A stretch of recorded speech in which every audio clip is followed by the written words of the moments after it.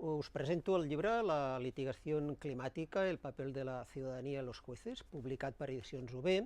Es tracta d'un llibre col·lectiu realitzat per 19 autors de diferents països i el que tracta és de mostrar les característiques més rellevants d'aquest fenomen actual, sobretot que ha explosionat des de l'aprovació de l'Acord de París el 2015. Posa de manifest quin és el rol de la ciutadania i dels jutges per fer front al canvi climàtic. I, per tant, intenta analitzar quina és la resposta per part dels tribunals a la insuficiència o a la inactivitat dels poders públics en la lluita contra el canvi climàtic. També, si bé la majoria de part dels litigis van contra els estats,